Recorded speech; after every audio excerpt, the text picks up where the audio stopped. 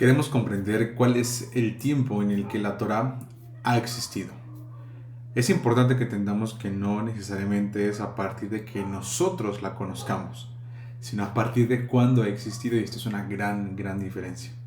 Si lográramos entender esto, definitivamente nuestra vida podría ser impactada durísimamente, ¿no? Y justamente el versículo que pueden ver aquí arriba dice que en el tiempo en que la Torá estuvo solo, hubo un personaje que amó profundamente las instrucciones de Dios. Si bien es cierto, conocimos que ese personaje es realmente David.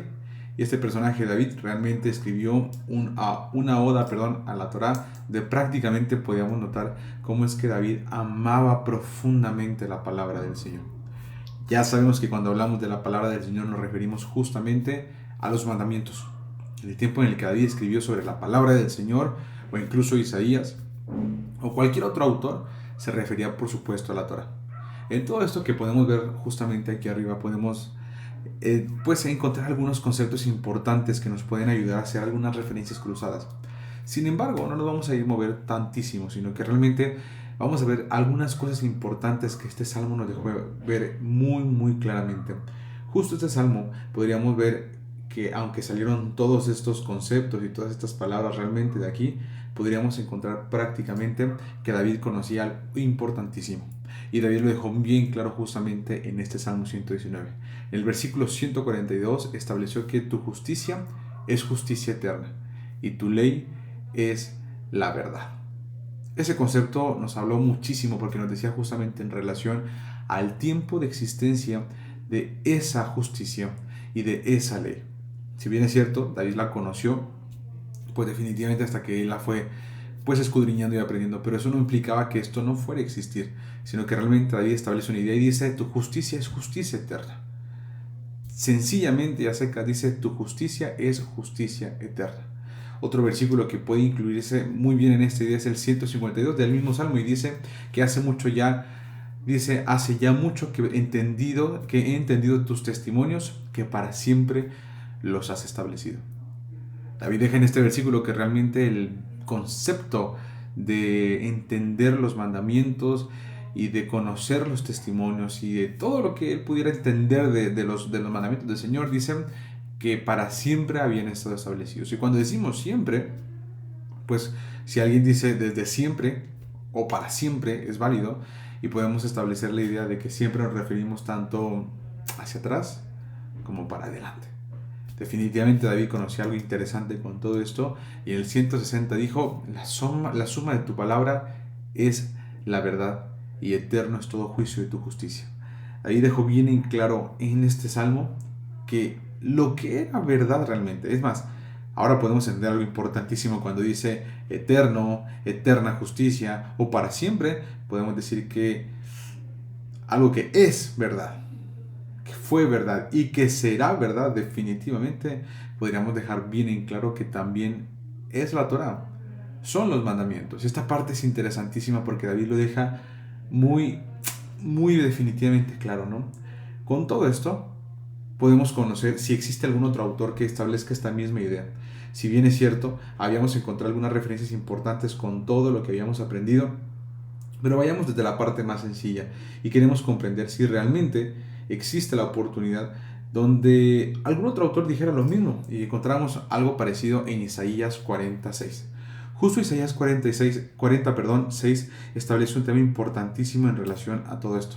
Isaías 46 dice, voz que decía, da voces. Y yo respondí, ¿qué tengo que decir a voces? La respuesta es que toda carne es hierba y que toda la gloria como la flor del campo. La hierba se seca y la flor se marchita, porque el viento del Señor sopló en ella. Ciertamente como hierba es el pueblo. El profeta Isaías establece exactamente que el pueblo es como hierba de campo. Y que en otra parte podemos notar y que la flor es como la gloria del pueblo. Sin importar eso, establece la idea de que cuando el Espíritu sopla, provoca que la hierba se seque, o sea que el pueblo se seque, y que por supuesto la flor se marchite. Sin embargo, algo importante con todo esto es lo que dice después. Sécase la hierba, marchítase la flor, mas la palabra del Dios nuestro permanece para siempre. El versículo de Isaías 40 dice claramente que la palabra del Dios nuestro permanece para siempre. Y algunos de nosotros podríamos decir, bueno, pues la palabra del Dios nuestro se referiría claramente a la Biblia, se referiría quizá a los evangelios, pero la verdad es que no. Isaías 40 prácticamente de parte de Dios nos muestra un mensaje que viene directo de la voz del Señor. La palabra del Dios nuestro permanece para siempre. Eso se lo dijo aproximadamente como en el año 700 antes de Cristo. Imagínate, 700 años antes de Cristo ya se estaba diciendo que la palabra del Señor, que es la Torá, permanecería para siempre. Esto no se puede discutir, esto es una realidad. El Señor se lo dictó a Isaías y claramente nos lo dejó bien claro. La palabra del Dios nuestro permanece para siempre.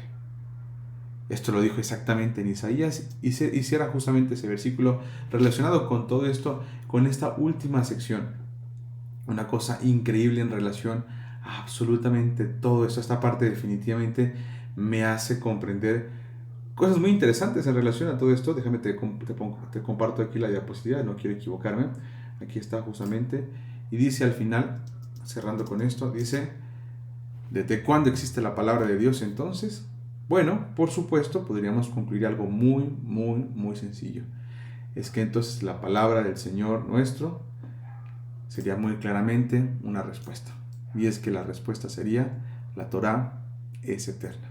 El Salmo 119 nos lo declara y también Isaías 40 nos lo declara. Algo interesante es que Jesús también dijo: el cielo y la tierra pasarán, pero mis palabras no pasarán. Y por supuesto lo que él hablaba al ser la Torá hecha carne, justamente, ¿qué es? Pues exactamente la Torá. Exactamente algo eterno, exactamente algo que no se marchitaría como la flor se marchita, algo que no se secaría como la hierba que se seca. Absolutamente sus palabras no son ni carne, ni tampoco son como la gloria de la carne. Sus palabras, la Torá, es eterna.